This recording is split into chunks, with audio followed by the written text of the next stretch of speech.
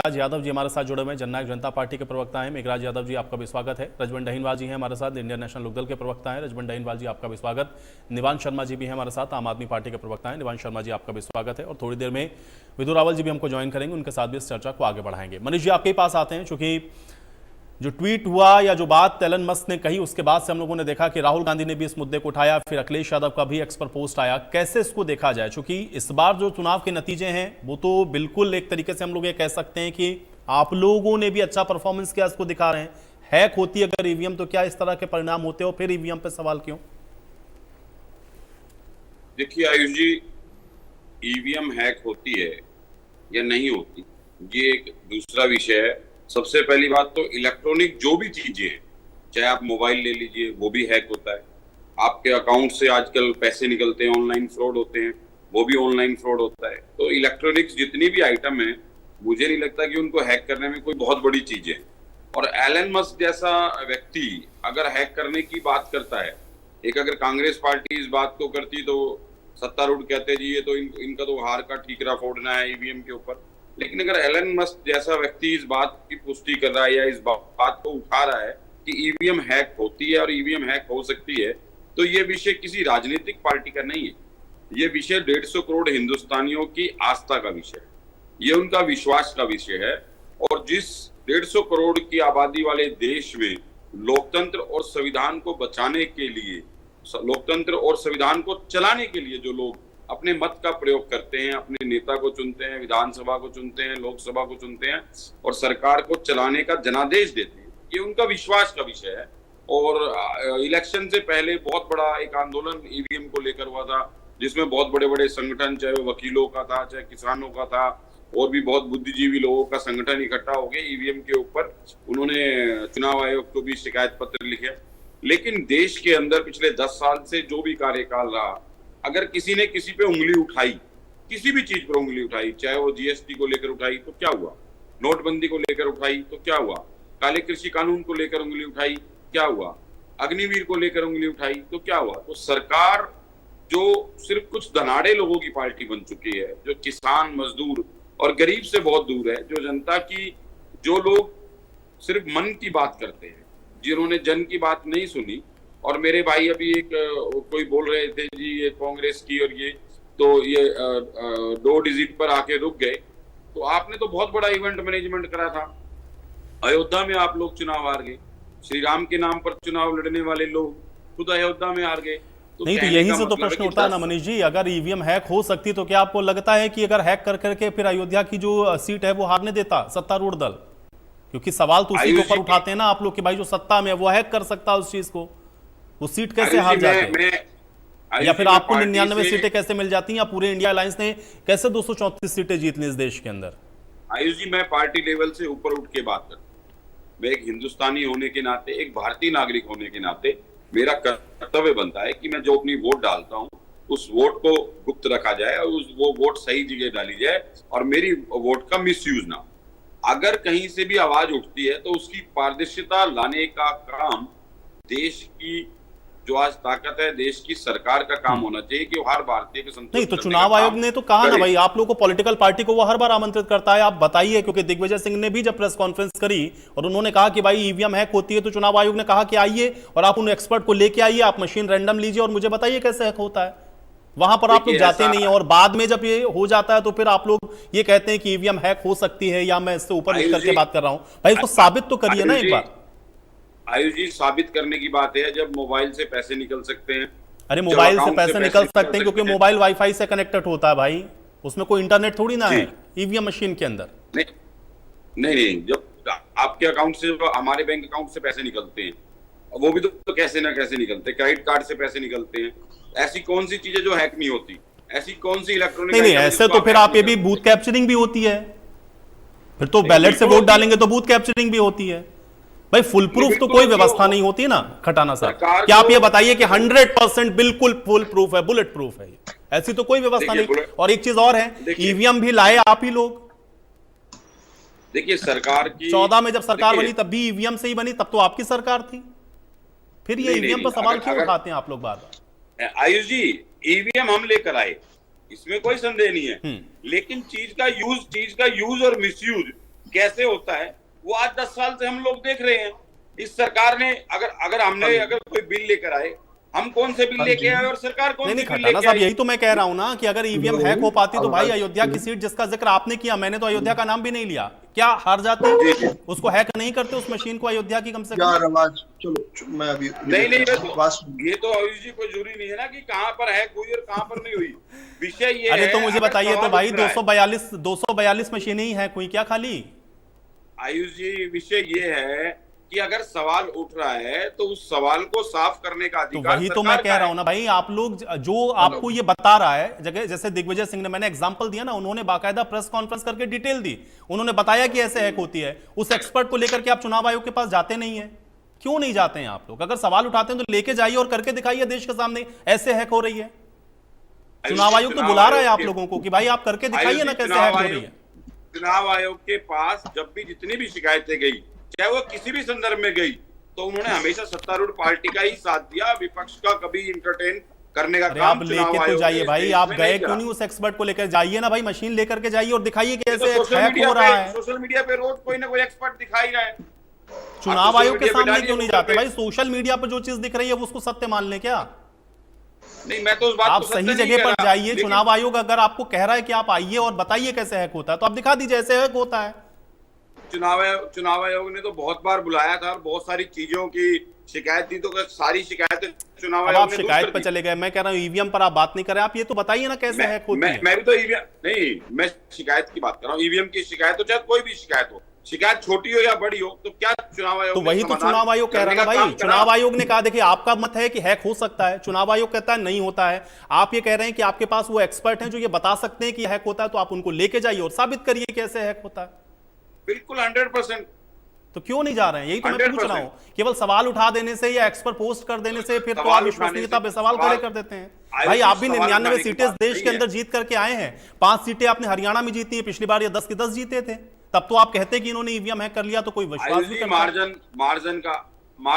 Margin का फर्क होता है, मार्जिन का गेम होता है। जिस तरीके से जहां मार्जिन कम है वहां सीट को हरा दिया जाता है, जहां मार्जिन ज्यादा है वहां पर सीट छोड़ दी जाती है। बहुत सारे टेक्निकल ग्राउंड पे काम होता है, बहुत लंबी इसमें सोची समझी साजिश के तहत काम होते हैं। और जितने भी अगर ईवीएम के ऊपर सवाल आज से पहले उठ रहे थे या आज एलन मस्क जैसे जो अपने आप में एक व्यक्ति इलेक्ट्रॉनिक और टेक्नोलॉजी का माना जाता है, अगर वो व्यक्ति बात कर रहा है तो कहीं ना कहीं बात की गहराई को समझना चाहिए। और उस संदर्भ में 150 करोड़ हिंदुस्तानियों की विश्वास का विषय है, तो उसको मेरे ख्याल से चुनाव आयोग को और सरकार को ध्यान रखना चाहिए। कह रहा हूं खटाना साहब कि आप लोग जाइए ना, आप जा नहीं रहे, आप यहां पर कह रहे हैं। मेघराज यादव जी का मैं रुख करता हूं। मेघराज जी, आयुष जी नहीं आप जाइए भाई, आप उन तमाम एक्सपर्ट को लेकर के जाइए, आप सारी बातें रखिए और आप एक्सपर्ट के साथ इसको साबित कर दीजिए। आप वहां पर अपना अपने आप लोगों को भी लेकर के जा सकते हैं भाई, वीडियो बनाइए उसका सामने कि ऐसे ऐसे हो रहा है, ऐसे हैक होती है। लेकिन आप जाते नहीं है ना, आप केवल टीवी पर कहेंगे, आप एक्सपर्ट पोस्ट करेंगे, इससे काम नहीं चलता ना।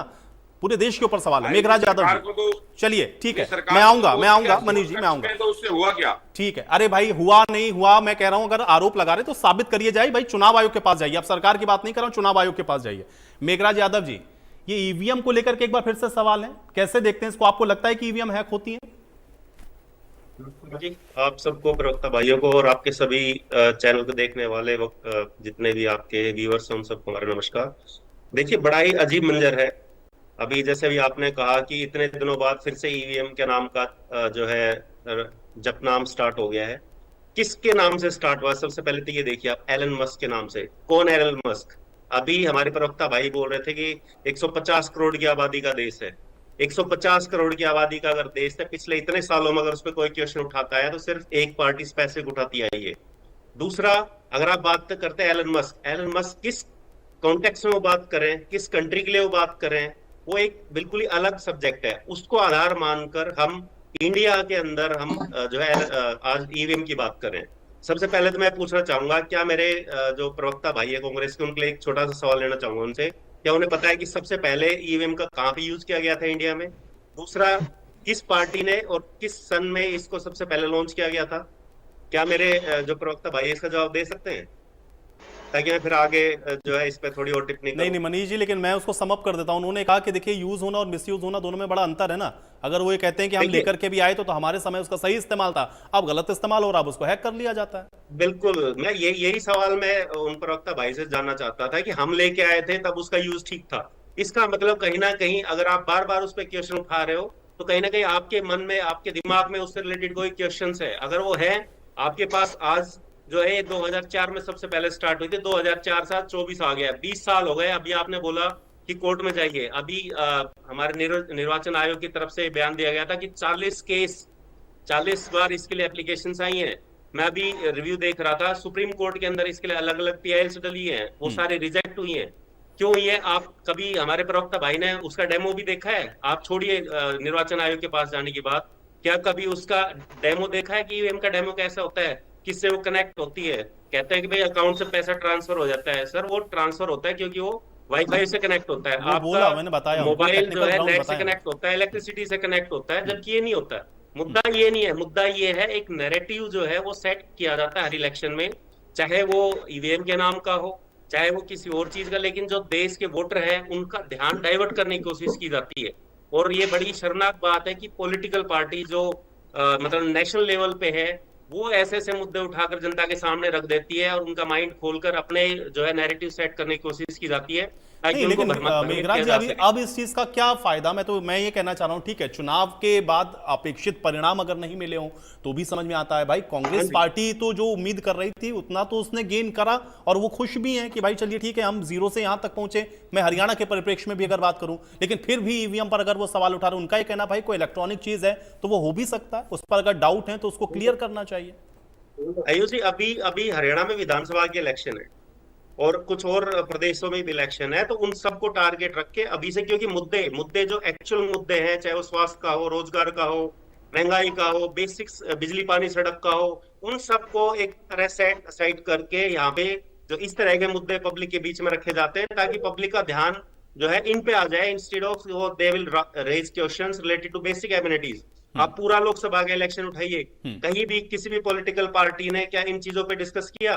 जो ये जीत हार हुई है पक्ष और विपक्ष की हुई है, जिसके अंदर पक्ष में एनडीए और विपक्ष में यूपीए के जितने भी थे जो इंडी गठबंधन के नाम से आए थे, वो सब पार्टीज इकट्ठा होके अपने अपना नैरेटिव सेट करके अपनी अपनी बातें, लेकिन किसी भी पार्टी ने किसी भी क्षेत्र को लेके, किसी भी बेसिक एलिमेंट्रीज को लेके, किसी भी शिक्षा रोजगार को लेके, या जो हमारे जो इंडिया के 150 करोड़ बोल रहे हैं हमारे प्रवक्ता भाई, क्या उनकी कोई आवाज उठाने की कोशिश की? कहीं नहीं की गई। आप पूरा इलेक्शन उठा के देखिए, पूरे इलेक्शन के अंदर क्या हुआ है कि भैया एक तरफ सत्ता पक्ष है जो बोलता रहा हमने 370 हटाया, हमने राम मंदिर बनाया, दूसरी तरफ विपक्ष जो एक इंडी गठबंधन के नाम से आ गया और वो अपनी बातें पब्लिक के बीच में जाके जो बेसिक मुद्दे थे जो 5 साल से पब्लिक चाह रही थी कि उनको उठाया जाए, उनको भी साइड करके और जो है उन मुद्दों को भटकाकर और वोट ठीक है, लेने की कोशिश की गई है। आप तो ये कह रहे गलत हैं मेघराज जी, नैरेटिव जो कि सेट अभी किया कुछ जा रहा है, स्टेट में इलेक्शन है इंक्लूडिंग हरियाणा, और इसलिए इस तरह की बातों को अभी से उठाया जा रहा है। इसलिए ठीक है, अभी विदु से रावल जी उठाया जा हमारे रहा था साथ, कि जो बेसिक्स ठीक है, रिक्वायरमेंट है उनको कहीं साइड कर दिया जाए। उसको डाइवर्ट करने तो की हरियाणा कोशिश की है। आवाज ठीक है है, पिछले 10 साल से, अगर मैं कहूँ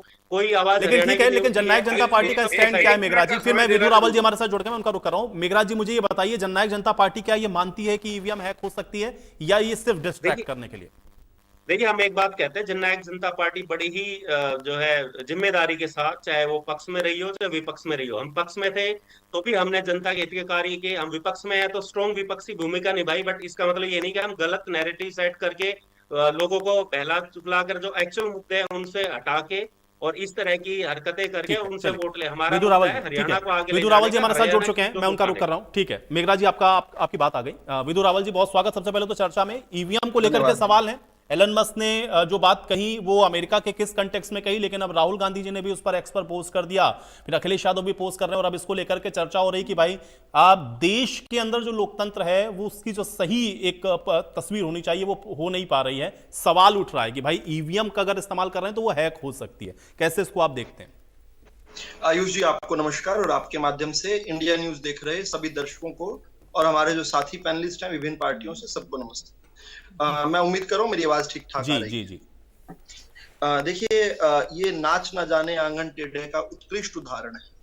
जो लोग 3 जून को कह रहे थे कि सारा मीडिया बिक गया है, सभी जितने पोलस्टर्स हैं वो बिक गए हैं, फिर 4 जून को जब नतीजे काफी हद तक जितना वो सोच रहे थे कि उनकी बुरी दुर्गति होने वाली है, उससे कम दुर्गति हुई तो जश्न मनाने लग गए। ये बोलने लगे कि हम जीत गए, हम जीत गए। 99 सीटें जिस पार्टी की आई हो, वो 240 सीटें जीती हुई पार्टी को कह रहे थे हम जीत गए। जो लोग 22 सीटों पर लड़े थे और हरियाणा में जिनका सुपड़ा साफ हो गया, दिल्ली में जिनका सुपड़ा साफ हो गया, वो कह रहे थे हम जीत गए। किस प्रकार से 3 सीटें आई उनकी, पिछली बार से भी कम। और अपने पंजाब जहां पर वो चुनाव लड़कर आए थे, वो कह रहे थे हम जीत गए। चलो, देर आए दुरुस्त आए, वो सरूर उतरा और अब उन्हें पता चला कि वो जीते नहीं थे, वो हारे थे। अब हारने के लिए तो वो जो टूल किट में जो तैयार किया हो, तो प्रोग्रामिंग की हुई थी, उस प्रोग्रामिंग में था हारना है 4 जून को और 11 बजे से ईवीएम को बदनाम करना है। लेकिन वो उस समय किस प्रकार से कह रहे थे हम जीत गए, हम जीत गए, जबकि ये 39 पार्टियां, 26-27 पार्टियां तो चुनाव लड़ रही थी। ये 26 पार्टियां इकट्ठी होकर भी भारतीय जनता पार्टी से कम सीटें लेकर आई और उसके बाद भी चिल्ला चिल्ला कर कह रहे थे हम जीत गए। भाजपा की कंफर्टेबल मेजोरिटी की सरकार बन गई, फिर भी कह रहे थे हम जीत गए। लेकिन अब जो है भाजपा की मेजोरिटी नहीं ना, उन तो कह रहे हैं कि एनडीए की मेजोरिटी है, भाजपा को रोक दिया। इस पर उन्होंने कहा कि आपने तो कहा था कि भाजपा अकेले 300 के पार होगी। चलिए, अगर वो इस इतनी छोटी छोटी चीजों में अपनी कामयाबी मानते हैं, ऐसे ही गुजरात में कह रहे थे 2017 में, जब 180 में से केवल 99 सीटें भाजपा की आई थी, केवल 30 सीटें कांग्रेस की आई थी, तब भी उसको भी जीत बता रहे थे खैर ये लोग। हालांकि अगली बार आते आते भारतीय जनता पार्टी 155 सीटें भी लेकर आई, ये भी हमने सबने देखा। लेकिन आज का विषय बड़ा दिलचस्प है। आज कांग्रेस के प्रवक्ता आपसे खुले तौर पर स्क्रीन पर सवाल पूछ रहे हैं और मुझे सवालों का जवाब देना बहुत अच्छा लगता है। ये पूछ रहे हैं कौन सी ऐसी इलेक्ट्रॉनिक डिवाइस है जो हैक नहीं हो सकती। तो मनीष खटाना जी, कांग्रेस पार्टी के प्रवक्ता को सुनना चाहिए कि वॉशिंग मशीन हैक नहीं होती। जिस मशीन से इस्त्री करते हैं, जिस मशीन से आप, जिसको अंग्रेजी में आयरन बोलते हैं, प्रेस बोलते हैं काफी भाषाओं में, वो हैक नहीं हो सकती। हो सकती हो तो बता देना। घर का एसी जो सीलिंग फैन है, वो हैक नहीं हो सकता, वो भी डिवाइसेस हैं। बशर्ते उसमें वाईफाई ना हो, बशर्ते उसमें वाईफाई ब्लूटूथ ना हो, नहीं तो एसी तो ऑन हो जाता है जी। तो उसी प्रकार से ईवीएम जो है वो एक स्टैंड अलोन डिवाइस है, वो एक स्टैंड अलोन डिवाइस है। और मैं इसलिए हैरान हूं क्योंकि एलन मस्क जो है, जिस देश से आते हैं, वो देश अपने आप को दम भरता है दुनिया का सबसे विकसित देश होने का। वो देश कहता है कि 1925 के बाद से हम पूरी दुनिया पर राज कर रहे हैं, 100 साल हो गए राज करते हुए, विश्व विजेता खुद को बताता है। लेकिन उस देश के राष्ट्रपति जब एयरफोर्स 1 में चढ़ते हैं उनके विमान में, तो एक चिट लेकर जाते हैं और दिखाते हैं, देखो मेरी कोविड वैक्सीन का मेरा जो है ये मेरा जो है टीका लगा हुआ है, ये टीके का सर्टिफिकेट है। जबकि भारत में आयुष चित्रांश या विधु रावल जब एयरपोर्ट पे जाते हैं तो सीधा मोबाइल में से निकालकर सर्टिफिकेट खोलकर दिखाते हैं, देखो ये है। तो असल मामला तो ये है कि वो टेक्नोलॉजी में कितने आगे हैं कितने नहीं है, इस पर बहुत ज्यादा बहस नहीं होनी चाहिए। और मैं इसलिए भी हैरान हूं क्योंकि जो कल तक कहते थे मोदी की वैक्सीन है, हम क्यों लगाएंगे, सारे देश को रोकते थे, वही अखिलेश यादव अब कह रहे हैं ईवीएम पर बात कर रहे हैं। राहुल गांधी जो कहते हैं भाई मैं जो है कहां पढ़ा हुआ हूं, हालांकि कहां नहीं पढ़े हुए वो भी हम जानते हैं, खैर वो लंबी चर्चा हो जाएगी, वो भी यही बात कह रहे हैं। ये ईवीएम पर रोना जो है, इस पर देश के सुप्रीम कोर्ट ने अब से 1.5 महीना पहले बीच चुनाव के अंदर 16 अप्रैल का मेरे ख्याल डिसीजन है सुप्रीम कोर्ट का, और वो उसने विराम लगा दिया था और ये कहा था कि अब ईवीएम पर कोई सवाल नहीं खड़ा करेगा। किस प्रकार से एक के बाद एक जो है उसके अंदर स्केलिंग जो है रिमार्क्स दिए हुए हैं, लेकिन ये आदत से परेशान क्योंकि नहीं, लेकिन राहुल गांधी का कहना है कि ईवीएम एक ब्लैक बॉक्स की तरह है, मतलब उसकी कोई जांच तो कर नहीं सकता है, तो फिर कैसे पता चलेगा कि भाई वो पवित्र है कि नहीं है। देखिए, राहुल गांधी जी को बता देना चाहता हूं, ये कांग्रेस पार्टी के ऑफिशियल हैंडल से ये निकली हुई तस्वीर है। इस तस्वीर में हम देख रहे हैं श्रीमती सोनिया गांधी को, राजेश खन्ना को और स्वर्गीय राजीव गांधी को। ये तीनों मिलकर कहीं वोट डाल रहे हैं। नीचे आपको बैलेट बॉक्स दिख रहा होगा और ये कांग्रेस के आधिकारिक ट्विटर हैंडल ने किया हुआ पोस्ट है, एक्स पर किया हुआ पोस्टर में पढ़ देता हूं। Shri Rajesh Khanna along with Shri Rajiv Gandhi and Shrimati Sonia Gandhi votes in Delhi के अंदर 1991 में वोट कर रहे हैं, 1991। तो इस प्रकार से जब मिली भगत करके वोट डाला करते थे वो व्यवस्था अच्छी थी। जब इस प्रकार के इनके जो कुछ चंद जो आज भी जिस व्यवस्था को इन्होंने छोड़ा नहीं है कि गांवों के बाहर 4 लठैत खड़े हो जाते हैं और तय कर देते हैं कि भारतीय जनता पार्टी का नेता यहां नहीं आएगा। गांव के अंदर से कार्यक्रम मांग हुई है, गांव के अंदर लोग जुटे हुए हैं, लेकिन 4 लठैत बैठकर पूरे गांव की किस्मत तय कर देते हैं, क्योंकि उनके हाथ में लठ है और गांव का शांतिपूर्वक समाज जो है इन लठैतों से के जैसा नहीं है और इनके जैसा नहीं होना चाहिए। जो ये लठ तंत्र है ना, ये एक बहुत बड़ी चुनौती था देश के लोकतंत्र पर, और उसी के बाद जो है उसी का एक सुधार के रूप में ईवीएम लेकर आए हैं। आपने बार बार पूछा कि आप जो है ईवीएम के ऊपर अगर आपको कोई डाउट है, कांग्रेस पार्टी टीवी डिबेट्स पर या एक्स पर इस प्रकार से क्यों करती है? क्यों नहीं ये लोग जो हैं बार बार इलेक्शन कमीशन ऑफ इंडिया के कहने पर जाते? आयुष जी, एक बार दो बार नहीं, 41 नोटिस दिए इलेक्शन कमीशन ऑफ इंडिया ने। मैंने तो बिल्कुल हाल का एग्जांपल दिया ना, दिग्विजय सिंह ने बिल्कुल ठीक चुनाव से पहले एक प्रेस कॉन्फ्रेंस करी थी, चुनाव आयोग ने तब भी कहा आप आइए उन एक्सपर्ट को लेकर, गए ही नहीं जाएंगे, बेशर्म है। झूठ बोलना अब आदत बन गई। और मैं आयुष जी बड़ी जिम्मेदारी से एक बात कहना चाहता हूं, यह बड़ी खतरनाक राजनीति हिंदुस्तान के अंदर शुरू हुई है इस चुनाव के बाद से। खासतौर पे इस चुनाव के अंदर जनता को झूठ बोलकर बम्पर वोट लेकर गए हैं कुछ लोग, जनता को भरपा कर गए हैं, आरक्षण की बात कर गए हैं, संविधान की बात करके गए हैं। ये मैं इसलिए कह रहा हूं, मैं विषय विषयांतर नहीं कर रहा हूं आयुष जी, प्लीज मुझे विषय को जोड़ने दीजिए। अब सफलता का मार्ग हर कोई पकड़ेगा। अब वो लोग 85-100 रुपए का वादा करके गए थे, गारंटी कार्ड देकर गए थे, वो गारंटी कार्ड लेकर जनता उनके कार्यालयों के बाहर, कांग्रेस कार्यालयों के बाहर लाइन लगा के खड़ी है। अगर इस मार्ग पर चलकर सफलता मिलती है तो राहुल गांधी झूठ बोलेगा, अखिलेश यादव झूठ बोलेगा, तेजस्वी यादव झूठ बोलेगा, क्योंकि झूठ पर अगर ठीक है, आप ये कह रहे हैं कि अभी एक झूठा नैरेटिव ईवीएम को लेकर के भी चलेगा। मैं खत्म कर रहा हूं केवल 2 लाइन बहुत जल्दी से, और वो 2 लाइन ही है, बहुत जल्दी से। ये जो लगातार हमारी एजेंसीज पर प्रहार करते रहे हैं, मैं आज अपनी एजेंसी से जो है आह्वान करता हूं, इनको मुंह तोड़ जवाब दो, इनसे आकर खड़े होकर सवाल करो, इन पर मानहानि के मुकदमे दायर करो, इनके झूठ को तुरंत रोको। वही ईडी, सीबीआई, इलेक्शन कमीशन को आज आवश्यकता है रीढ़ की हड्डी दिखाने की। इनके इकोसिस्टम से बाहर निकलो, इस डर से बाहर निकलो कि कभी गलती से कांग्रेस की सरकार आ गई तो आपको रगड़ देंगे। नहीं, आज सच के साथ खड़े हो, आज देश को जरूरत है आप लोगों की। ठीक है, आप अगर अच्छा काम मुझे लगता है कि आपने ठीक है, आप आह्वान भले कर रहे हैं, लेकिन ईवीएम पर आज हम लोग थोड़ा सा रहते हैं, देखते हैं क्या भाई चुनाव आयोग ने तो आज कह ही दिया है। ठीक है डहीनवाल जी, कैसे देखते हैं? मैं आऊंगा, मनीष जी एक सेकंड, अभी 2 मेहमान और हैं। डहीनवाल जी, ईवीएम को लेकर के आपके भी जहन में क्या ये प्रश्न है? आपको लगता है कि हैक किया जा सकता है? जी देखिए, इसमें एक चीज आती है कि आमतौर पर हम भारत देश के वासी किसी न किसी के फॉलोवर्स होते हैं। फॉलोवर्स भी किसके होते हैं? बोला अमेरिका ने ये काम कर दिया, बोला हम भी करेंगे। बोले चाइना ने एक ऐसी टेक्नोलॉजी लेके आए, बोला हम भी उस टेक्नोलॉजी को लेके आएंगे।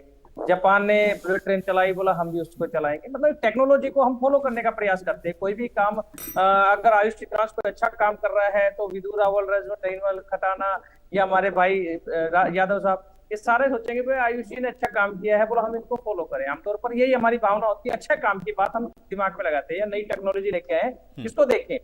ठीक वैसे ही ये जो टेक्नोलॉजी आई है, जो टेक्नोलॉजी को कोई बात नहीं, जो भी टेक्नोलॉजी कोई भी नहीं आती है उसको अडॉप्ट करना होता है, और उसको स्वीकार करने के बाद ही, उसको अडॉप्ट करने के बाद ही पता लगता है उसमें कोई कमी है या नहीं है।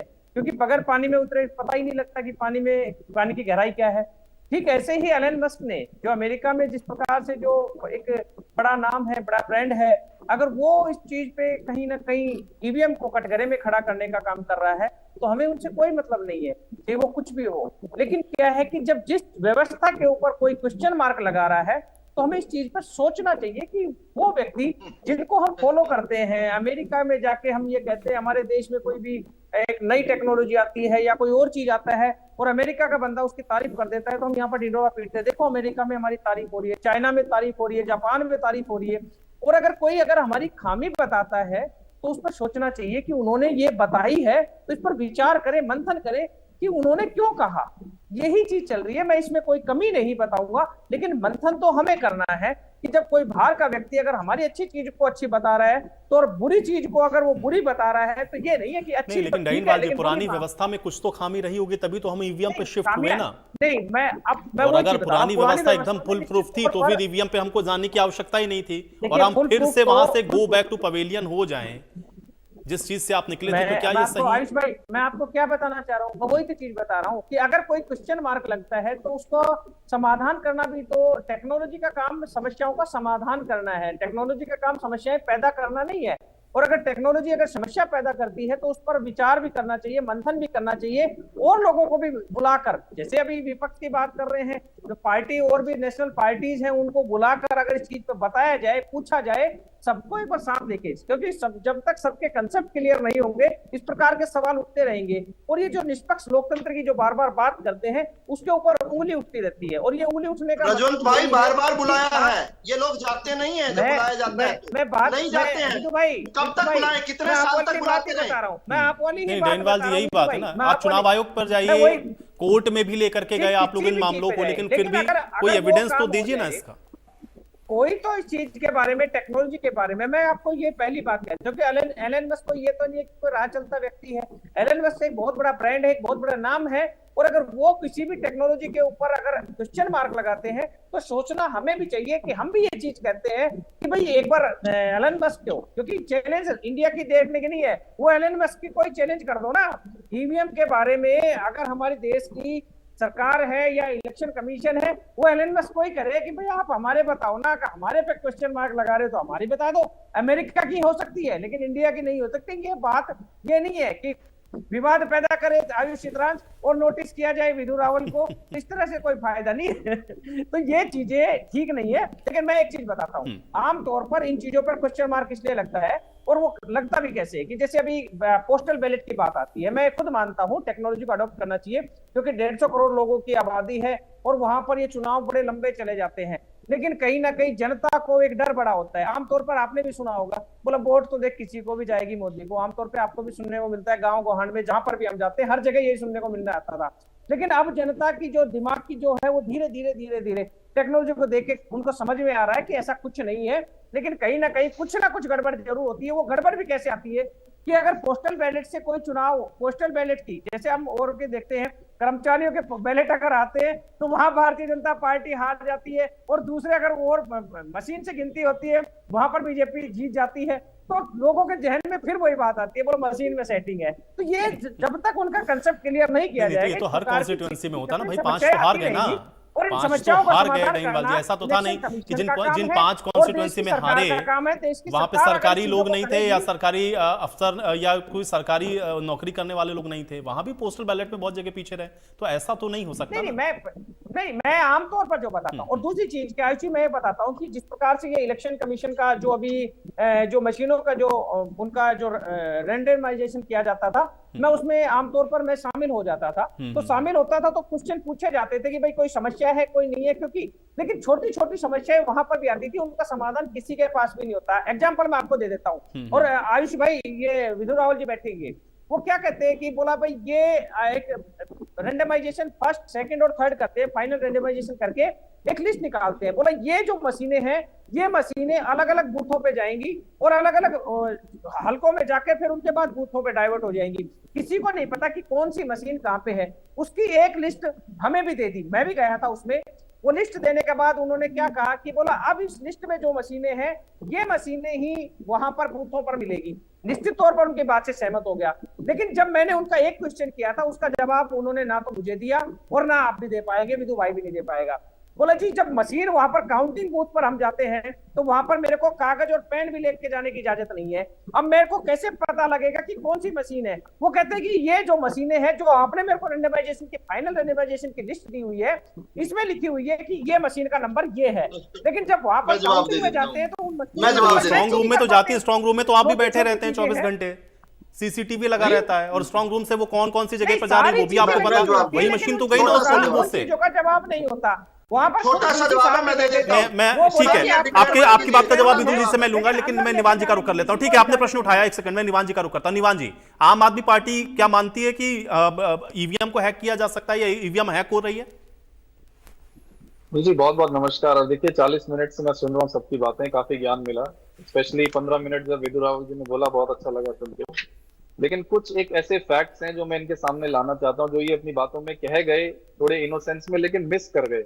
इन्होंने क्या कहा? इन्होंने कहा नाच ना जाने आंगन टेढ़ा। तो मैं ये इनसे कहना चाहता हूँ कि ऐसा अपने इतने बड़े नेता लालकृष्ण आडवाणी जी के लिए नहीं कहना चाहिए, क्योंकि सबसे पहले अगर ईवीएम पे किसी ने सवाल उठाया तो लालकृष्ण आडवाणी जी ने उठाया था। उनके वर्ड्स ये थे कि जब तक ईवीएम रहेगी तब तक कांग्रेस जीतती रहेगी। तो लाल कृष्ण अडवाणी नहीं जी कहा के था। लिए नाच ना जाने आंगन टेढ़ा नहीं यूज करना चाहिए, मुझे लगता है ये बहुत ये नहीं insulting कहा है। था, ये नहीं कहा था, दूसरी गलत बात, कह रहे हैं आप। दूसरी बात सुनिए, आपसे 15 मिनट सुना है ये नहीं सर, कहा हमने था, भी सुन गलत कह रहे लीजिए, हैं। ठीक है हमने भी विदुर रावल सुन जी, मैं ठीक बता है रहा हूं। सही क्या कहा आप बता आपको दीजिएगा 15 एक सेकंड। मिनट सुना है हमने सर। नहीं 15 अभी मिनट सर, तो करिए, आप 15 इस पर मिनट नहीं, खड़े 15 रहो। मिनट में किसी को नहीं दे रहा समय। दूसरी एक बात, सेकंड, निवान जी सुनिए पहले। दूसरी बात, जीवीएल नरसिम्हा राव जी को जानते हैं आप? वो भी बीजेपी के हैं। उनकी एक किताब है डेमोक्रेसी इज एट रिस्क, वो पूरी किताब ईवीएम के ऊपर लिखी गई है। वो भी भाजपा के नेता हैं, उन्होंने एक एक पेज पे ये लिखा है कि किस तरह से ईवीएम हैक होकर जो है वो पार्टियां चुनाव जीत सकती हैं। बीजेपी के नेता हैं, नाचना जाने आंगन टेढ़ा ऐसा नहीं बोलना चाहिए अपने नेताओं के लिए। तीसरी बात, इन्होंने क्या कहा? इन्होंने कहा कि स्टैंड अलोन डिवाइस है। आप भी अभी अपनी उसमें कह रहे थे कि ब्लूटूथ नहीं है, वाईफाई नहीं है, नहीं हो सकती। उसका भी मैं आपको दिखाता हूं, ये देखिए, ये इनके फॉर्मर मिनिस्टर हैं राजीव चंद्रशेखर जी। इन्होंने लिखा है this is huge sweeping generalization, Elon Musk views में apply to US and other places where they use commute platforms to build internet connectivity. मतलब ये बोल रहे हैं कि जहां इंटरनेट कनेक्टिविटी होती है वहीं पर ही हैकिंग हो सकती है। उसके नीचे एलन मस्क ने किसी और नेता भाई, क्या कह रहे के हो? नीचे रिप्लाई सुनिए, आप सुनिए डाउट हो जाएगा एलन आपके मस्क पढ़े ने लिखे होने पर। क्या बात कह रहे हो? उल्टा घुमा रहे हो बात को। आप सुनिए बात को, मुझे कंप्लीट करने दीजिए प्लीज, रुकिए। सर, गलत एलन ना मस्क इंटरप्रेट ने कीजिए। किसी आप पढ़े लिखे आदमी हैं, ट्वीट better का is रिप्लाई expected of नहीं you. किया। Better is बीजेपी के expected of- फॉर्मन, देखिए अगर आप ऐसे सच्चाई को बाहर नहीं आने देना चाहते, जनता सुन रही सर, है, कुछ कुछ अच्छा कंटेंट बोलिए। दे रहा हूं मैं, बोलने आप दीजिए। गलती से आम आदमी विदुर पार्टी रावल में जी मत मजबूरी नहीं है रुकिए। गलत बोलना। आप क्यों घबरा रहे हैं? आप क्यों डर रहे हैं? बोलने कैसे दीजिए इंटरप्रेट मुझे। गलत करें? आप सिंपल अपनी इंग्लिश बात नहीं में विदुर रावल जी, मैंने ठीक है तो अपने समय में उसको करेक्ट करिए, मैंने- एक बार उनकी बात को आने मैंने देना, अपने- बात आने मैंने देना। इंटरप्रिटेशन अभी सर शुरू ही नहीं किया, मैंने तो सिर्फ ट्वीट पढ़ के सुनाया। आपने इंटरप्रिटेशन क्यों ले लिया उसका? इंटरप्रिटेशन तो अब आएगा। अब सुनिए, आप आपके फॉर्मर मिनिस्टर ने जब ट्वीट किया तो उनके रिप्लाई में किसी और ट्वीट को एलन मस्क ने कोट नहीं किया। आपके फॉर्मर मिनिस्टर को कोट करके नीचे क्या लिखा? एनीथिंग कैन बी हैक, चाहे वो वाईफाई कनेक्टेड हो, चाहे वो नॉन वाईफाई कनेक्टेड हो, अगर वो डिजिटल है तो वो हैक हो सकती है। दूसरी बात, अभी आप फोटो दिखा रहे थे, आपने स्क्रीन के ऊपर लाल आके फोटो ही दिखाई। मैं आपको एक फोटो दिखाना चाहता हूं, ये देखिए फोटो, ये फोटो देखिए। इस फोटो में क्या दिख रहा है? इस फोटो में माननीय प्रधानमंत्री जी हाईएस्ट स्टेट मीटिंग में एलन मस्क के साथ बैठे हैं। तो क्या एलन मस्क की बात को हम लाइटली ले लें? क्या माननीय प्रधानमंत्री जी किसी ऐसे व्यक्ति के साथ बैठे हैं जिसके कोई मायने नहीं है? अगर प्रधानमंत्री जी एलन मस्क के साथ बैठे हैं और एलन मस्क आपके फॉर्मर मिनिस्टर को कोट करके बोलता है कि अगर आपकी डिवाइस ब्लूटूथ है, वाईफाई है, नहीं है, वो हैक हो सकती है, तो क्या उसको सीरियसली नहीं लिया जाना चाहिए? चलिए आप ये भी ले लीजिए, आपको एक और बात बताते हैं, रुकिए।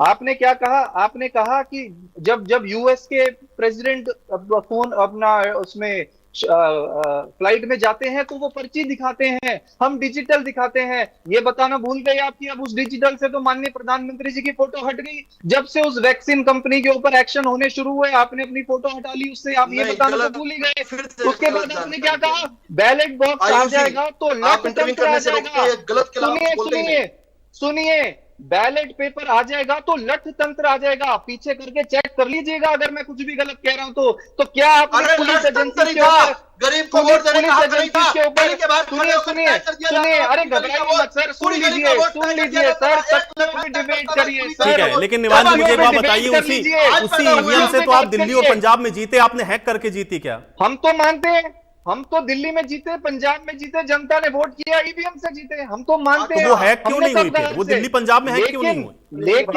या तो आपने हैक करा होगा, आपके पास ऐसे एक्सपर्ट होंगे जो हैक कर लेते होंगे। हमें बीजेपी कम की से कम नीयत पे पीछे की विश्वास फोटो नहीं की है। शर्म कर आप लीजिए, सुनिए, 2-3 बार हमें ईवीएम से जीत के और हमें ईवीएम सुन पे सवाल लीजिए। किए जा नहीं रहे नहीं हैं। निवान जी, अगर हमें कोई भी BJP डिवाइस हैक हो करके सकती है और क्या कोई भी दिखाना उसको चाह रहे हैक हैं कर इसको? सकता है, मेरा प्रश्न ये है, कोई भी डिवाइस अगर जी। हैक हो सकती है और कोई भी उसको हैक कर सकता है, तो जो भी पार्टी जीतती है इसका मतलब वो हैक करती है। नहीं, ये नहीं आम सही। आदमी पार्टी ने आप पंजाब में और आप- दिल्ली में आप- हैक करके आप जीता, अगर मुझे- ये और आप प्रदेशों में अगर जीत मुझे- रहे हैं। कांग्रेस आप ने अगर जहां मुझे सरकार 10 बनाई वहां सेकंड- कांग्रेस ने हैक किया। अगर आप मुझे बिना टोके 10 सेकंड देंगे तो मैं ये नहीं कहना चाहता। मेरी बात सुनिए, मैं आपसे ये कहना चाहता हूं कि हमें बीजेपी की नीयत पे विश्वास नहीं है। अगर इनके पास कोई भी ऐसी टेक्नोलॉजी या कोई भी ऐसी चीज आ जाती है जिससे ये हैक कर सकते हैं, तो हमें पूरा विश्वास है ये हैक करेंगे। इसीलिए इसको फुल प्रूफ करने की जरूरत है। अब अगर तो जवाब ईवीएम दे दीजिए। हैक नहीं हो अब तो सकती, जवाब दे सुनिए दीजिए। आप, अगर ईवीएम तो हैक उसको नहीं वही हो तो कह रहे हैं सकती ना, तो उसको ईवीएम साबित के तो करिए साथ में- भाई, आपके पास भी तो सुनिए, एक्सपर्ट है ना, आप मैं बताइए। साबित कर रहा हूं, अगर ईवीएम हैक नहीं हो सकती तो ईवीएम के साथ में वीवीपैट क्यों लगाया गया, उसको क्रॉस वेरीफाई करने के लिए? आप जवाब दे दीजिए इस बात का। तो प्रश्न उठाया था ना, तो इसलिए लगा दिया वीवीपैट के बाद। चेक आप करिए। जवाब दीजिए सर, ये बीजेपी वालों से जवाब लीजिए, अगर ईवीएम हैक नहीं हो सकती तो वीवीपैट क्यों लगाए गए साथ में? सुनिए मैं बता देता हूं, मैं सारे जवाब जवाब अगर दीजिए। अनुमति- घुमाइएगा मत, जवाब दीजिए बस। हाँ बिल्कुल दूंगा सर, मैं घुमाता नहीं, मैं तो जवाब सवाल लिखता हूँ, जवाब देता हूँ, अगर आयुष जी अनुमति दे।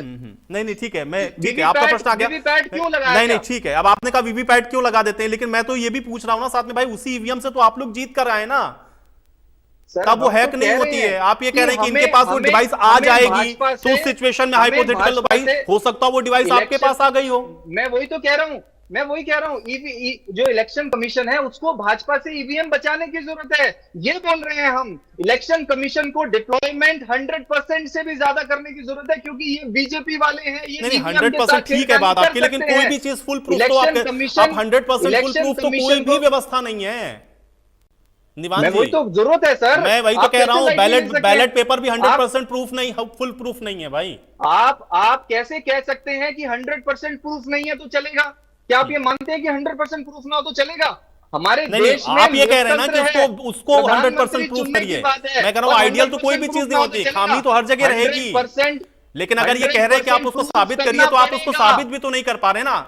100% प्रूफ करना पड़ेगा। जो जहां जहां कमियां आती हैं, तो जहां जहां ठीक है, ऐसा तो आता मुझे तो कि लगता है कोई कि भी वो बटन दबाइए। एक मुझे एक बात बताइए, सुनिए। आपकी जहां जहां भी जी। सरकारें हैं, सारे लोग इस्तीफा दे करके जाएं चुनाव आयोग के पास कि भाई बैलेट से कराइए चुनाव ही सर मत लड़ें। हमने तो आप मुद्दे को समझ ही नहीं रहे, आप चुनावों से लिंक कर रहे हैं। हम अरे भाई चुनावों से चुनाव ही लिंक तो ही नहीं ईवीएम कर से रहे। होना है, और होना क्या है हम ईवीएम तो से, और बीजेपी ईवीएम की का हम काम तो क्या आपको है? बीजेपी की हम आपको बीजेपी की नीयत बता रहे हैं। निवान जी ये ईवीएम वो का काम पार्टी क्या है? है, मैं कह ये रहा हूं वो कि पार्टी है, सारी ये पॉलिटिकल वो पार्टी, जब पार्टी आप है। लोग सारे मिलकर के एक अलायंस बना सकते हैं, तो आप सारे मिलकर के इस प्लेटफॉर्म पर क्यों नहीं आते कि हम ईवीएम से चुनाव ही नहीं लड़ेंगे? हमने कब कहा कि हम ईवीएम से चुनाव नहीं लड़ेंगे? आयुष हमने जी, कहा देखिए, ईवीएम को कैसा भाजपा से narrative बचाइए। set करने की मीठा कोशिश अब ये कर नहीं, रहे हैं। ऐसे नहीं होता, ईवीएम को ऐसे थोड़ी ना भाजपा से होता है बचाइए। कि नहीं ईवीएम को हमने भाजपा से कहा बचाइए, ईवीएम को- आप जीतते रहे तो ये निकाले पवित्र है। भाजपा नहीं से निवान जी बचाइए। नहीं, ये एक तरफा बात है, आप हमने जीतते रहे कहा तो ईवीएम ईवीएम पवित्र, को वो जीत जाएंगे तो बचाइए। उन्होंने ईवीएम हैक कर ली। ये नहीं ये नहीं ये नहीं, वो तो वो जीत गए तो उन्होंने ईवीएम हैक कर ली, आप जीत गए तो पवित्र है भाई। या तो आप ये मानिए कि आपने हैक करके जीता, सुनिए, या तो आप मानिए कि आप हैक करके जीतते हैं, या तो वो जीत रहे हैं, आपको जनता वोट दे रही तो उनको भी वोट ना करें। ना ना, वो तो चंडीगढ़ आयुष जी जीत जवाब गए थे देने कैमरे के दीजिए। ऊपर। नहीं नहीं ठीक है, तो वो कोर्ट ने चंडीगढ़ बोला, जीत, मर्डर चंडीगढ़ वाली चीज तो करिए। ठीक है ना, चंडीगढ़ वाली जीत तो मर्डर कैसे जीत और उन्होंने देखो, देखी, बैलेट लोगों से ने हुआ था। बीजेपी हैक करके बैलेट नहीं से जीता, था उन्होंने चंडीगढ़। हैक करके नहीं जीता, चंडीगढ़ ईवीएम को बैलेट हैक से नहीं किया, डेमोक्रेसी है ये। ईवीएम को हैक नहीं किया। चंडीगढ़ में जो हुआ वो सबने देखा, लेकिन ईवीएम हैक नहीं किया, हैक करने की हैक नहीं किया, ईवीएम हैक नहीं किया ना निवान जी, गलत कोट ईवीएम मत से करिए। ईवीएम पर सवाल उठाएंगे तो ईवीएम की बात करिए, चंडीगढ़ से मत चोरी बोलिए। करते हैं। मनीष गलत- जी एक सेकंड में आऊंगा, एक सेकंड मनीष जी, नहीं नहीं, या तो आप ये मानिए कि आपकी जहां जहां सरकारें वहां हैक करके आप जीते, या तो आप ये मानिए कि भाई ठीक है जहां जहां जैसे जो जनता का जो मैंडेट है उसको स्वीकार कर रहे हैं। बीजेपी से बचाने की जरूरत है, कल आप आएंगे सत्ता में भाई। एक बात निवान जी आपसे बचाने की भी तो जरूरत है ना ईवीएम को।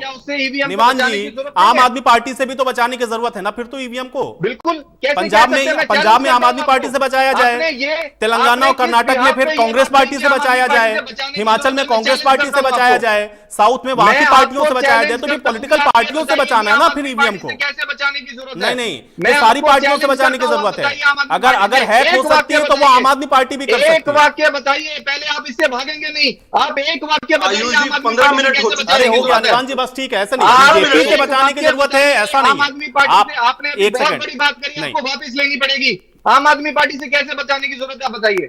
आप ये कह रहे हैं ना कि भाई भाजपा से बचाने की जरूरत है, तो आप ये मान रहे हैं ना कि ईवीएम हैक हो सकती है, तो आप बताइए कैसे हैक हो सकती है ना निवान जी। आपने माना हैक हो सकती है तो आप बताएंगे ना। आपकी सरकारें आप जीत के कैसे आए, आप जीत के कैसे आए निवान जी, आप जीत के कैसे आए, आपने कैसे जीता चुनाव, आपने चुनाव कैसे जीता? आरोप लगाया है।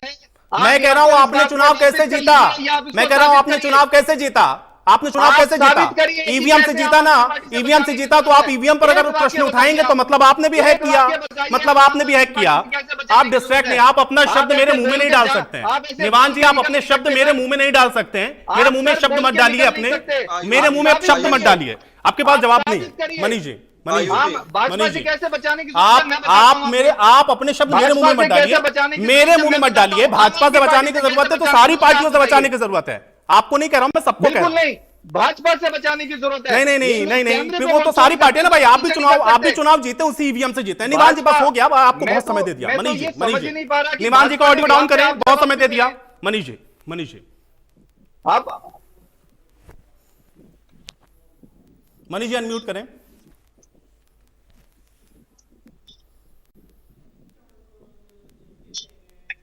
चलिए मनीष जी, आपकी आवाज मुझ तक नहीं आ रही है। मनीष जी, मनीष जी एक बार अनम्यूट करें। मनीष जी आप म्यूट हैं।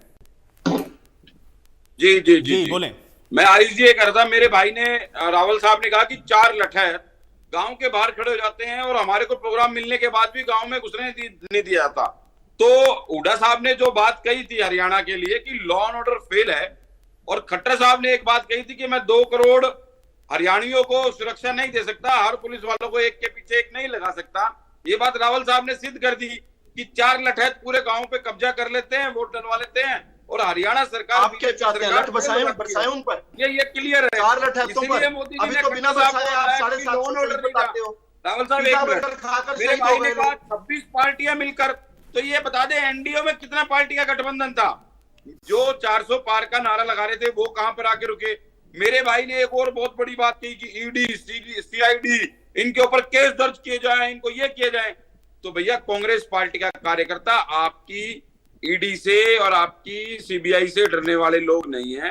आपने ये डर दिखा दिखा के में जिन तांडव लोगों को करते हो, जब जोड़ा राहुल था, गांधी को ईडी वो सब बुलाती है आपके तो सामने आ जाएगा। दिल्ली की सड़कों पर आपने तांडव क्यों नीतीश मचाते कुमार हो? को कैसे तोड़ा, आपने जाओ, झारखंड फेस के करो, मुख्यमंत्री कानून को का कैसे हिस्सा जेल बनो। भेजा। तो ये डर किसी और को दिखाना, कांग्रेस पार्टी का कार्यकर्ता डरने वाला नहीं है। और अरे भाई, हरियाणा में डायलॉगबाजी ना आपको करो। दिखाने का काम 45 करा डिग्री है। में तांडव करके आयुष जी, आपको देखा दूसरी तो मेरे भाई राहुल जेजेपी गांधी का को ईडी ने प्रवक्ता बोल बुलाया। रहे थे कि पक्ष और विपक्ष सही गलत ध्यान भटका रहे हैं मुद्दे की बात। 4.5 साल सरकार में रहे, माइनिंग घोटाला, शराब घोटाला, युवाओं को नशे की ओर धकेलने वाले लोग आज मुद्दे की बात कर रहे हैं। इनको शर्म आनी चाहिए, कौन सी बात कर रहे हैं? 4.5 साल लोग ये सत्ता में थे, आज 4.5 साल में इन्होंने को ये बताइए, क्या ये किसान के साथ खड़े हुए? क्या ये महिला पहलवान के साथ खड़े हुए? क्या ये बेरोजगार युवाओं के साथ खड़े हुए? बिल्कुल, किसी एक बिल्कुल। व्यक्ति के साथ खड़े हुए? आज जब ये सरकार में नहीं है तो आज ये सही की बात करते हैं, गलत की बात करते हैं। और मेरे भाई एक और बात कर रहे थे कि हमने जो वैक्सीन बनाई, जो अरे भैया आपने जो वैक्सीन बनाई उसका आज कोर्ट में क्या चल रहा है?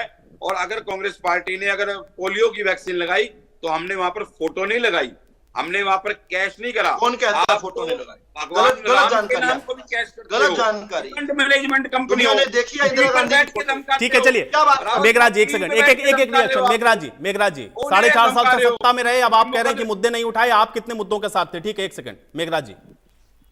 मैंने अभी सुना अपने प्रवक्ता भाई को, उन्होंने बड़े ही जैसे कि पिछले कुछ सालों से लगे हुए हैं सत्ता हासिल करने के लिए, हर तरह के तौर तरीके अपनाए जा रहे हैं। उन्होंने बड़े ही सफाई से बोला कि आप जो है खिलाड़ियों का साथ नहीं दिया, किसानों का साथ नहीं दिया, घोटाले कर दिए।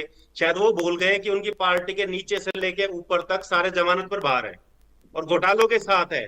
शायद ये भूल गए कि इस इलेक्शन में जिस आम आदमी पार्टी ने इनको दिल्ली से साफ कर दिया घोटालों के नाम पे, पंजाब से साफ कर दिया घोटालों के नाम से, जिनके घोटाले कोर्ट में, जिनपे जमानत पे है, ये लोग आरोप लगा रहे हैं उस मुख्यमंत्री पे जो युवा होते हैं। इनको डर लग रहा है एक्चुअली में हरियाणा में एक उगते हुए सूरज को, जो 35 साल का लड़का है और इतने अच्छे से सरकार चला पाया, 4.5 साल एमएनसी में शराब बंटवाने का काम हरियाणा करा, को मजबूत सरकार देने का काम किया, साथ में किसानों का। आप देखिए कि चलिए ठीक है, अब मुझे लगता है कि आप लोग चुनाव में जाएंगे तो इसको भी साथ में बताइए। विदु रावल जी, चलिए मैं ठीक है, एक सेकंड विदु रावल जी, अगर ईवीएम इतनी पाक साफ है तो फिर वीवीपैट क्यों लगाया गया? ठीक है मेघराज जी, एक सेकंड मेघराज जी, नहीं मेघराज जी ठीक है। अब युवा से डर लग रहा है, किससे डर लग रहा है ये मुझे लगता है आप जनता को बताइएगा। 4.5 साल तक तो थे आप, हालांकि ईवीएम वाली बात पर आपने जवाब दिया। एक सेकंड मैं जवाब ले रहा हूं, एक सेकंड विदु रावल जी, ये वीवीपैट क्यों लगाई? वीवीपैट क्यों लगाई विदु रावल जी? वीवीपैट भी लगाई और इसके अलावा जो भी इन पार्टियों के अधिकृत जो एजेंट हैं, वो जब सील होती है ईवीएम, उस सील पर साइन होते हैं और फिर वही एजेंट जब काउंटिंग स्टेशन पर जाते हैं, अपने साइन को पहचानते हैं, फिर वो सील हटती है, उसके बाद वहां से काउंटिंग का बटन दबता है और वो काउंटिंग निकल कर आती है। ये असल में सच्चाई है। लेकिन ये वीवीपैट क्यों लगाई? वीवीपैट इसीलिए लगाई ताकि आप लोग जो ढीठ है, आपका थोड़ा सा कोई कारण आपके पास से कारण माफ हो। कोई पूछे शिशुपाल की 99 गलतियां क्यों माफ गई? अगर उसका नहीं तो हमारे लिए 100% कर दीजिए आप फिर। अब आपके सवाल का जवाब दे रहा हूँ। हमारे लिए 100% कर दीजिए सर। निवान शर्मा आप टाइम वेस्ट कर रहे हैं, आपके सवाल का जवाब दे रहा हूँ, कहीं भाग नहीं रहा हूँ। वीवीपैट इसलिए लगाई क्योंकि ताकि आप तो नहीं मानेंगे, लेकिन आपकी बात से भ्रमित और लोग ना हो जाएं। हमने और भी इसके अलावा भी कोई जरूरत होगी, हमारे ध्यान में आएगी। आप भी 100% कर दीजिए वीवीपैट। आप भी अच्छा, बीच में नहीं लगातार रनिंग कमेंट्री नहीं भाई। आप भी कोई अच्छा सुझाव देंगे, हम वो भी लागू करेंगे। लेकिन मेरा एक और डाउट, एक और दिक्कत है। मेरे कुछ इंजीनियरिंग के मेरे साथी जो थे, इंजीनियरिंग करने के बाद जो है अपनी जगह नौकरियां कर रहे थे, तब 2011-12 में इंडिया अगेंस्ट करप्शन के आंदोलन से जुड़ने लगे थे। परिवर्तन नाम का एक ऑर्गेनाइजेशन था, केजरीवाल साहब चलाते थे, उनके साथ वो जुड़ने लगे थे और उनमें बहुत सारे लोग जो हैं वो केजरीवाल के साथ उस समय जुड़े और वो अब जो केजरीवाल के बारे में बताते हैं वो सुनने लायक है। अभी ये जो कहते हैं ना विश्वास, नाम बताइए सर, नाम बताइए कौन कौन लोग। प्लीज झूठ मत बोलिए, बातें बताने दो। आप मन घड़े कहानियां मत बनाइए, नाम लेके बोलिए, झूठ मत बोलिए, नाम लीजिए। आप नाम लीजिए, वो कौन आपके दोस्त है? केजरीवाल आप नाम लीजिए कौन दोस्त है वो। आप कहानियां मत सुनाइए सर, जनता सब जानती है आपकी कहानियां। आपका मुजरा कैंपेन भी देखा, ठीक है। अरे भाई वो नाम भी कहानियां मत सुनाइए, नाम। अरे भाई वो नाम भी देंगे। विचलित मत करिए यार। ठीक है, एक सेकंड। पंजाब के अंदर मैं दो छोटी घटनाएं बताता हूं। इन्होंने कहा कि हमें बीजेपी पर भरोसा है। पंजाब के अंदर एक जर्नलिस्ट जो है उसको एक प्रेस कॉन्फ्रेंस से, सरकारी प्रेस कॉन्फ्रेंस से बाहर निकाल दिया जाता है। वो बेचारी वहां से निकलकर अपने पार्टी ऑफिस जा रही होती है, गाड़ी में एक किराए की गाड़ी लेती है, टैक्सी करती है, पीछे बैठती है, उस गाड़ी का एक ऑटो के साथ एक्सीडेंट हो जाता है। आप हैरान हो जाओगे कि ऑटो के साथ एक्सीडेंट, जो कि ऑटो पीछे था, उसने मारा गाड़ी को और जो पीछे बैठा पैसेंजर है उस पर केस दर्ज हो गया। ये किसने किया? ये आम आदमी पार्टी की पंजाब की सरकार ने किया। क्यों किया? उस जर्नलिस्ट के टीवी चैनल ने शीश महल का पर्दाफाश किया था। अब दूसरी घटना सुन लो। आपके साथी सहयोगी कांग्रेस वाले जो है मटका फोड़ कर रहे हैं ना आजकल प्रदर्शन दिल्ली में, वही उसी दिल्ली में आपके जो। चलिए ठीक है विदु रावल जी, आपकी इसी बात के साथ चर्चा यही समाप्त करूंगा। शुक्रिया आप लोग का समय निकालने के लिए, चर्चा का हिस्सा बनने के लिए। तो ईवीएम को लेकर के एक बार आप देख रहे हैं फिर से सवाल उठे हुए हैं, लेकिन अब देखना यह है कि जो ईवीएम के ऊपर सवाल हैं इसका क्लैरिफिकेशन किस तरीके से दिया जाता है, क्योंकि ये बड़ा गंभीर विषय है। आज बड़ी बहस में मेरे साथ फिलहाल इतना ही।